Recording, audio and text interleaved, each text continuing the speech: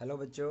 तो आज हमने स्टैटिस्टिकल मैकेनिक्स के थोड़े बोल्ड फ़ॉन्ट में स्केच को यूज़ करके थोड़े वीडियोस बनाए हैं। होपफुली ये ज़्यादा यूज़फुल होंगे। पहले हमने पेन का इस्तेमाल किया था, उसमें जो क्लैरिटी थी वो काफ़ी पुअर थी। तो okay, so let us talk about statistical mechanics. तो बच्चों, स्टैटिस्टिकल मैकेनिक्स हम एक बहुत बड़े सिस्टम को एनालाइज करने के लिए कर रहे हैं, क्योंकि हम देखो ना कि जैसे क्लासिकल मैकेनिक्स को यूज़ कर रहे हैं तो वो कोई अच्छा आइडिया नहीं है इतने बड़े सिस्टम को एनालाइज करने के लिए। One particle, two particle, three particle, उन सब के लिए अच्छा आइडिया है फॉर श्योर। बट जब बड़ा सिस्टम होता है, for such a large system, जैसे एक इस रूम में कितनी सारी गैसेज हैं, इतने इतने बड़े सिस्टम को एनालाइज करना है, तो ये जो क्लासिकल आइडिया है वो काफ़ी अच्छा आइडिया नहीं है। जैसे उदाहरण के तौर पर हमारे पास जब एक मोल की बात करते हैं हम, तो उसके अंदर एवोगैड्रो नंबर ऑफ एटम्स होते हैं। मतलब एवोगैड्रो नंबर में एक मल्टीप्लायर होता है 10 पावर 23। इतनी सारी इक्वेशन सोल्व करना कोई अच्छा आइडिया नहीं है क्लासिकल मैकेनिक्स से।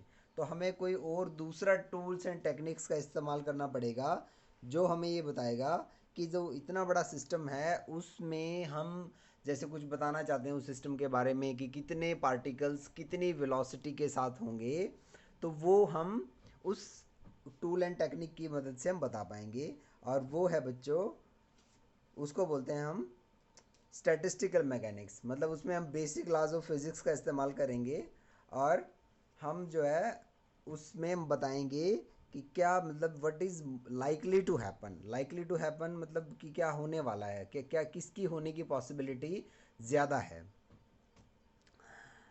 तो हम एक जनरल बिहेवियर को स्टडी करेंगे स्टैटिस्टिकल मैकेनिक्स में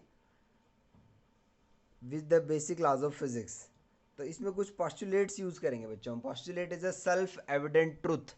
भाई इस कमरे में फॉर एग्जांपल कितने लोग बैठे हैं वो एक सच्चाई है कि फिक्स है, मतलब उसको काउंट करने की भी ज़रूरत नहीं है, जितने हैं उतने हैं। तो बच्चों, स्टैटिस्टिकल मैकेनिक्स को, ये तो एक बहुत बड़ा फील्ड हो गया, तो हम कैटेगराइज करेंगे, मतलब स्पेशलाइज करेंगे इसको कि ये पर्टिकुलर प्रॉब्लम को स्टडी करने के लिए, अब पर्टिकुलर ग्रुप ऑफ प्रॉब्लम को स्टडी करने के लिए हम कौन सा मैकेनिक्स यूज़ करेंगे स्टैटिस्टिकल मैकेनिक्स का, और फॉर अदर हम कौन सा यूज़ करेंगे। तो ब्रॉडली क्लासिकल मैकेनिक्स को हम दो पार्ट्स में कैटेगराइज कर सकते हैं। The first one is classical statistical mechanics and the second one is quantum statistical mechanics. तो बच्चों, क्लासिकल स्टैटिस्टिकल मैकेनिक्स का एक ही टाइप है, and that is Max Boltz Maxwell Boltzmann statistical mechanics. और जो क्वांटम स्टैटिस्टिकल मैकेनिक्स है उसकी दो टाइप्स हैं बच्चों, Bose Einstein statistical mechanics and Fermi Dirac statistical mechanics. तो जो मैक्सवेल बोल्ट्जमैन स्टैटिस्टिकल मैकेनिक्स है, इस ये बच्चों गैसीय सिस्टम को एनालाइज करने के लिए यूज़फुल है, ये उसके लिए ही अच्छे रिजल्ट्स देती है। और जो पार्टिकल्स हैं हमारे, मतलब जो एटम्स हैं, atoms are acting like particles, तो वो आइडेंटिकल पार्टिकल्स होंगे। मतलब एटम सारे ही एटम्स होंगे, ऐसा नहीं कि एटम को छोड़ के कुछ और आ गया है। एटम्स की ही बात होगी, कोई मिक्सिंग नहीं है, कुछ इलेक्ट्रॉन के साथ मिक्स नहीं कर सकते, तो एटम्स की ही बात करेंगे, कंप्लीट एटम्स। और ये जो है आइडेंटिकल हैं, मतलब एक जैसे दिखते हैं, बट फिर भी हम इनमें फ़र्क बता सकते हैं। जैसे बच्चों में फ़र्क बता सकते हैं, सब बच्चों के अलग चेहरे होते हैं मोर और लेस, तो हम ये पार्टिकल्स हैं तो सारे बच्चे ही आइडेंटिकल हैं, फिर भी वो डिस्टिंग्विशेबल हैं। तो इनमें कोई स्पिन का कंसेप्ट यूज़ नहीं करेंगे हम। तो एटम्स को स्टडी करने के लिए हमारे पास क्लासिकल स्टैटिस्टिकल मैकेनिक्स है, which was given by Maxwell Boltzmann.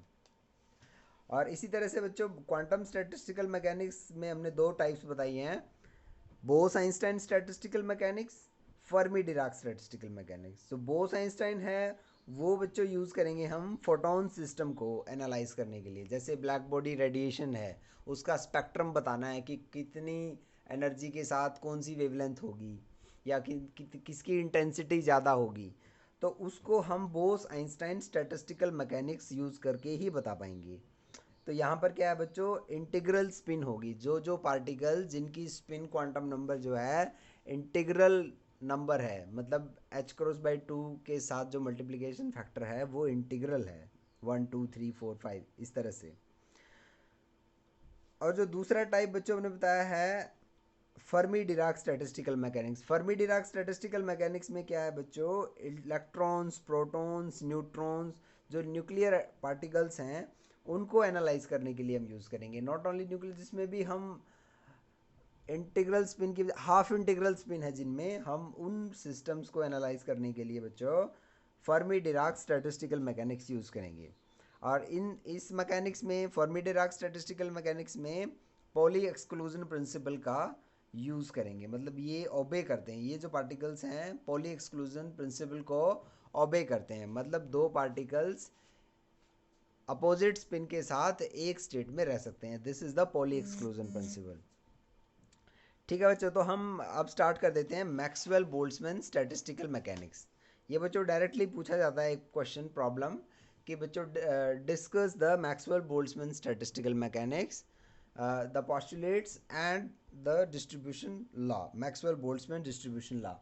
तो बहुत आसान है बच्चों, इसके पोस्टुलेट्स मतलब जो इंट्यूशन है, इंट्यूशन से ही लिए गए हैं। मतलब जो बिहेवियर है उनका, उनकी ऑब्जर्वेशंस हैं, उनको यूज़ करके ही लॉज बनाए गए हैं। तो बच्चों बेसिक लॉज ही हैं, ये कुछ नहीं है।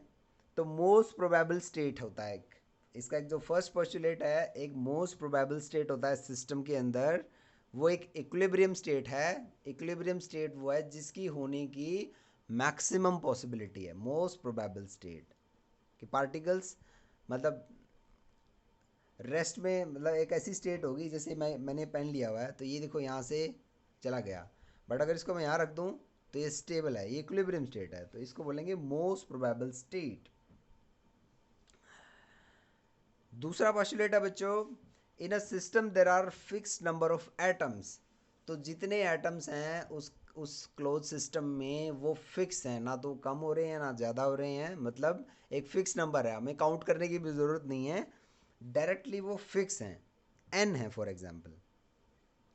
तो बच्चों मान लो n1 number of particles oxygen के, n2 हाइड्रोजन के, n3 कोई दूसरी गैस की, इस तरह से मतलब मिक्सचर है गैसेस का। तो टोटल n जो है summation over n i from 1 to k is n। तो ये सम है उनका, फिक्स है। नेक्स्ट है बच्चों, total energy in a system is conserved. ये कंजर्वेशन लॉ है एनर्जी का कि फॉर एग्जांपल n1 पार्टिकल्स की u1 एनर्जी है, n2 पार्टिकल्स की u2 एनर्जी है, n के पार्टिकल की uk एनर्जी है। मतलब सारी जोड़ के वो टोटल है तो फिक्स ना। और मैथमेटिक्स में हमें ये भी पता है, मतलब डिफरेंशिएशन और डेरिवेटिव जो है एक मैक्सिमा के ऊपर ज़ीरो होता है, और एक फिक्स नंबर का, कांस्टेंट का भी ज़ीरो होता है। तो हम इस चीज़ का यूज़ करेंगे। तो बच्चों जैसे मैंने ये कर्व ड्रॉ किया हुआ है, तो इसमें जो स्ट्रेट लाइन है ये ऊपर वाली, ये मैक्सिमा को रिप्रेजेंट कर रही है। तो यहाँ पर देखो डेरिवेटिव ज़ीरो है, क्योंकि x में तो चेंज है, y में कोई चेंज नहीं है। तो बच्चों इनको यूज़ करके फाइनली हम ये लिख सकते हैं, एक इक्वेशन लिख सकते हैं कि थर्मोडाइनमिक प्रोबेबिलिटी W, जो मोस्ट प्रोबेबल स्टेट है, उसका लोगरिथम लेंगे तो वो भी मोस्ट प्रोबेबली होगा, बड़ा ही नंबर होगा। और अल्फ़ा से मल्टीप्लाई कर दें डी एन आई को, और बीटा से मल्टीप्लाई कर दें यू आई से। मतलब इसको ब्रैकेट को अगर आप खोल के लिखोगे d n i time alpha, n i fix number है तो डेरिवेटिव ज़ीरो होगा, तो अल्फ़ा से मल्टीप्लाई करेंगे तो कोई फ़र्क नहीं पड़ेगा। इसी तरह से u i into d n i equal to zero, तो बीटा से मल्टीप्लाई करेंगे तो उससे कोई फ़र्क नहीं पड़ेगा। तो ये जो डिफरेंस है that is a zero quantity. ये क्या है, मतलब यहाँ पर भी डिफ्रेंशिएशन लिखना चाहिए था मुझे, d, there should be d.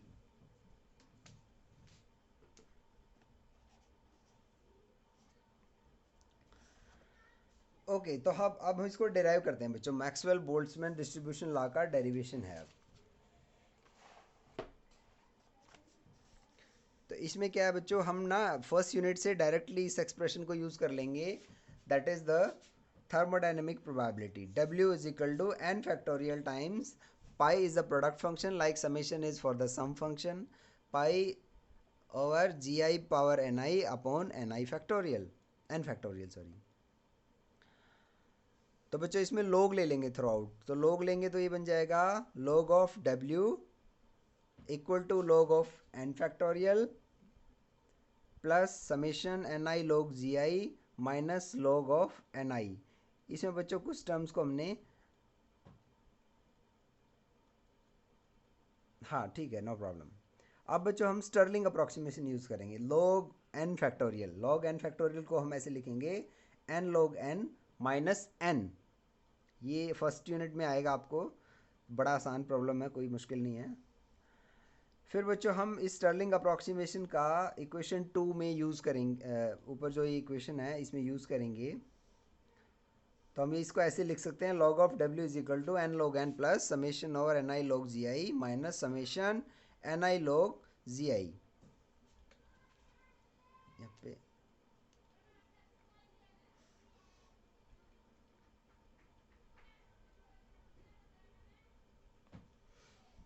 Okay. तो अब हम क्या करेंगे बच्चों, डिफ्रेंशिएट करेंगे थ्रू आउट। तो डिफ्रेंशिएट करेंगे तो ये आ जाएगा टर्म हमारे पास, d of log W is equal to summation over log of g i minus log of n i into d of n i.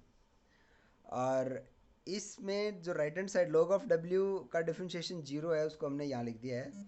और जो quantity alpha minus beta u i, क्योंकि d n आई zero है तो उसको minus alpha से multiply करके इसमें से सब्ट्रैक्ट कर दें, और बीटा यू आई से मल्टीप्लाई करके सब्ट्रैक्ट कर दें तो उससे कोई चेंज नहीं आएगा, वो उतना ही रहेगा क्योंकि वो ज़ीरो है। तो बच्चों इसमें प्रोडक्ट जब ज़ीरो है, ब्रैकेट क्वांटिटी को अगर हम ज़ीरो रखें और समेशन को छोड़ दें, तो बच्चों ये लिख सकते हैं हम, log of g i upon n i equal to alpha plus beta u i. और हम एक्सपोनेंट फॉर्म में लिख सकते हैं इसको, n i is equal to g i upon e raise power alpha plus beta u i. इसको बोलते हैं बच्चों मैक्सवेल बोल्ट्जमैन डिस्ट्रीब्यूशन लॉ। ये बच्चों एग्जाम में डायरेक्टली पूछा जाता है कि discuss the postulate of Maxwell Boltzmann statistical mechanics and derive Maxwell Boltzmann distribution law. N i is equal to g i upon e raise power alpha plus beta u i. तो बच्चों ये आसान है, इसको पढ़ो समझो और फिर हम नेक्स्ट प्रॉब्लम पे मूव करते हैं। नेक्स्ट है बच्चों Maxwell Boltzmann energy law from energy u to u plus d u. इसमें क्या है बच्चों, अच्छा पहले हम फेज स्पेस की बात कर लेते हैं। देखो कार्टेशियन स्पेस का पता है, d x d y d z, तो ये कार्टेशियन है। अगर पार्टिकल मोशन में भी है तो हमें उसकी वेलोसिटी को भी, मास और वेलोसिटी के कम्बिनेशन को, मोमेंटम को भी कंसिडर करना पड़ेगा। तो d p x d p y d p z, तो ये जो 6 डायमेंशनल स्पेस हो गया ना बच्चों, इसको बोलते हैं हम फेज स्पेस। तो जो पूरा वॉल्यूम है उसके अंदर हम इसमें मतलब कंपार्टमेंट्स या सेल्स बना लेंगे। तो डी वी अगर मैं लिख देता हूँ integral d x d y d z को, और जैसे मैंने ये स्फीयर ड्रॉ किया हुआ है, एक इनर स्फीयर है, एक आउटर स्फीयर है। इनर स्फीयर में बेसिकली मोमेंटम p है, आउटर स्फीयर में momentum p plus d P, मतलब पार्टिकल का मोमेंटम p से p प्लस डी पी में जब जाता है तो इतना मतलब वो आएगा। तो बच्चों इसमें अगर हम एरिया वॉल्यूम निकालना चाहें इसका, तो स्फीयर का वॉल्यूम होता है 4/3 पाई आर क्यूब। तो यहाँ पर आर की जगह P plus d p cube minus P cube, मतलब डिफरेंस हमें निकालना है कि इतने momentum D P momentum interval में कितना वॉल्यूम है। तो ये आ जाएगा बच्चों 4 pi p square d p. D p को काफ़ी छोटा क्वांटिटी है, तो अब जब ये p plus d p cube को एक्सपेंड करोगे ना, तो वो टर्म्स हट जाएंगी, बहुत सारी टर्म्स इसमें से। तो बच्चों ये आ जाएगा 4 pi p square d P. अच्छा अब इसमें जो डी पी डी वी ये टोटल है, मतलब फेज स्पेस वॉल्यूम है, इसको अगर हम एच नॉट क्यूब से डिवाइड कर दें, H not is like Planck's constant, तो ये हो जाएगा बच्चों जी पी। इस टर्म को बोलेंगे हम जी पी, और जो हमने जी पहले यूज़ किया हुआ है उसमें डेरिवेशन में। तो बच्चों इसमें डी वी को मैं वी को एज इट इज़ यूज़ कर रहा हूँ, और डी पी को मैं 4 पाई पी स्क्वायर यूज़ कर रहा हूँ क्योंकि हमने अभी निकाला है। तो अब n of i g of i e raise power minus alpha e raise power minus beta u i, ये हमने निकाला था। तो अब इसमें रिलेशन में अगर मैं आई ब्रैकेट की आई एथ टर्म की जगह अगर मैं यू यूज़ कर रहा हूँ, तो मैं ये लिख सकता हूँ n of u is equal to g of u e raise power minus alpha e raise power minus beta u i. I की ज़रूरत नहीं है इसमें एक्चुअली, क्योंकि हमने आई की जगह तो हमने वो यूज़ कर लिया है, इसको हटा देते हैं। तो हमें पता है बच्चों एनर्जी जो है वो p square by two m होता है। तो अगर मुझे मोमेंटम में ये क्वांटिटी लिखनी है, एन ऑफ यू को मैं n of p d p में अगर लिखना चाहता हूँ तो मुझे p square by two m से रिप्लेस कर देना है जहाँ पर यू है, और जो वेरिएबल अब जो इसमें p हो जाएगा। तो this has become n of p d of p is equal to 4 pi p square v upon h not cube e raise power minus alpha into e raise power minus beta p square by two m times d p. तो बच्चों इसमें alpha और beta की value जो है वो निकालनी है। अल्फ़ा एंड बीटा की वैल्यू जब निकालनी है तो बच्चों क्या करेंगे हम, हमारे पास एन पी डी पी है, मतलब हमारे पास नंबर ऑफ पार्टिकल्स हैं मोमेंटम इंटरवल p से p प्लस डी पी। तो हम टोटल इंटीग्रेट कर देंगे जितनी ज़ीरो से मैक्सिमम कितनी वैल्यू है। तो बच्चों हमारे पास आ जाएगा n equal to 4 pi v h not cube e raise power minus alpha integral 0 to infinity p square e raise power minus beta p square by two m d p. अब हम एक standard integral use करेंगे बच्चों। Standard integral ये है e x square e raise power a x square integral 0 to infinity is equal to 1/4 square root pi by a cube. मैंने alpha use कर दिया यहाँ पर, अल्फ़ा कन्फ्यूज़ मत होना, ये अल्फ़ा की जगह ए यूज़ कर लेना बच्चों। तो इस इंटीग्रल को यूज़ करके ये एक्सप्रेशन से ई रेज पावर अल्फ़ा को हम लिख सकते हैं n v h not cube upon v times beta 2 pi m। अच्छा, अब दूसरी क्वांटिटी हमने इवेलुएट करनी है विच इज़ बीटा। तो बीटा को इवेलुएट करने के लिए बच्चों क्या करना है, आपने n of p d p में जैसे ई रेज पावर अल्फ़ा को सब्स्टिट्यूट कर देना है। तो जब ई रेज पावर अल्फ़ा को सब्स्टिट्यूट करेंगे तो हमारे पास ये एक्सप्रेशन आ जाएगा n of p d of p 4 pi v p cube square upon h not cube and v, ये एक्सप्रेशन आ जाएगा बच्चों। तो अब क्या करना है, हमने एनर्जी जो है p square by two m होता है, तो हम डी पी को वेरिएबल को निकाल लेंगे in terms of d u. तो ये जस्ट एक मल्टीप्लायर आ गया m upon two u square root, ये पावर 1/2 है अगर विजिबल नहीं है, 1/2। तो बच्चों हम g of u d of u को लिख देंगे 4 square root 2 pi v upon h not cube m cube root u, sorry m raise power 3/2 u raise power 1/2 d u. तो जो हमारा ये जो एक्सप्रेशन g ऑफ p था, इसको हमने g ऑफ u में कन्वर्ट कर लिया है, वेरी सिंपल। तो n of u d of u जो है हमारा ये बन जाएगा, हमने g ऑफ u को यूज़ कर लेना है, तो ये एक्सप्रेशन आ जाएगा। तो इस एक्सप्रेशन में अगर हमारे पास n है तो हमें टोटल एनर्जी निकालनी है, तो n of u d of u को n of u d of u को u से मल्टीप्लाई करके इंटीग्रेट कर देंगे 0 से इन्फिनिटी, तो हमारे पास टोटल एनर्जी आ जाएगी। क्या आ जाएगी बच्चों, टोटल एनर्जी। टोटल एनर्जी जो है और 3/2 एन के टी होती है, मतलब थ्री डायमेंशनल सिस्टम के लिए 3/2 एन के टी होती है। ये काइनेटिक थ्योरी ऑफ गैसेस से है। तो ये राइट हैंड साइड में 3/2 के टी है। इस इंटीग्रल को सोल्व करोगे तो यहाँ पर आपको बीटा की टर्म्स में जो एक्सप्रेशन है उसकी वैल्यू आ जाएगी 1/kt। तो बच्चों फाइनली हमारे पास ये एक्सप्रेशन आ गया n of u d of u equal to 2n upon square root pi, और बीटा की जगह हमने लिख लिया है 1/kt raise power 3/2 square root u e raise power minus u upon k t into d u. इसको बोलते हैं बच्चों Maxwell Boltzmann distribution, Maxwell Boltzmann energy distribution law from energy u to u plus d u. तो ये कैसे भी पूछा जा सकता है बच्चों, ये एग्जाम प्रॉब्लम कि discuss the energy distribution law for energy u to u plus d u और determine the constant alpha and beta in Maxwell Boltzmann distribution law. तो बच्चों इसमें सारे स्टेप्स जो हैं रफ कॉपी में, मतलब डायरेक्टली नहीं लिखना आपने, मैंने तो इसको टाइम सेव करने के लिए लिखा हुआ है आपके लिए, बट आपने इन स्टेप्स को रिगरसली ट्राई करना है, कुछ भी डायरेक्टली नहीं लिखना है, क्योंकि आपने ऐसी प्रैक्टिस करनी है जैसे आपने एग्ज़ाम में लिखते हैं, क्योंकि याद कुछ नहीं कर सकते आप अब, मतलब कुछ अगर आपने रिमेंबर भी करना है तो कुछ स्टैंडर्ड इंटीग्रल्स ओनली। तो बच्चों आप मुझे भेजना एक, I will be very okay with this.